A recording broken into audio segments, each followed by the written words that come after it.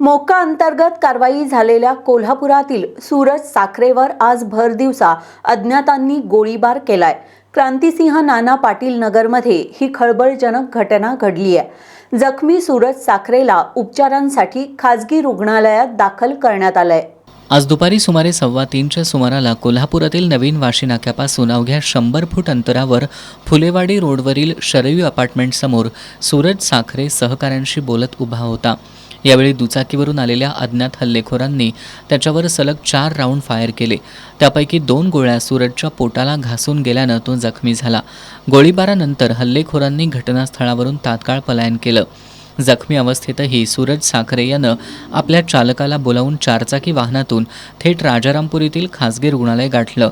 त्याच्यावर उपचार सुरू असून त्याची प्रकृती स्थिर असल्याचं समजतंय। या घटनेनंतर शाहूपुरी, करवीर आणि स्थानिक गुन्हे शाखेचे अधिकारी घटनास्थळी दाखल झाले। अप्पर पोलीस अधीक्षक अण्णासाहेब जाधव यांनीही रुग्णालयाला भेट देत परिस्थितीचा आढावा घेतला। रुग्णालयाच्या दारात साखरेचे मित्र आणि नातेवाईकांनी गर्दी केली होती। पोलिसांनी घटनास्थळाचा पंचनामा करून सीसीटीव्ही फुटेज आणि इतर तांत्रिक पुराव्यांच्या आधारे हल्लेखोरांचा शोध सुरू केलाय। सूरज साखरे याच्यावर यापूर्वी अनेक गंभीर गुन्हे दाखल असून त्याच्यावर मोक्का कायद्याअंतर्गतही कारवाई करण्यात आली आहे। हा हल्ला जुन्या वैमनस्यातून झाला की टोळी संघर्षाचा भाग आहे याचा पोलीस शोध घेत आहेत। भर दिवसा झालेल्या या गोळीबारामुळे शहरात खळबळ उडाली असून घटनास्थळी पोलीस बंदोबस्त वाढवण्यात आलाय।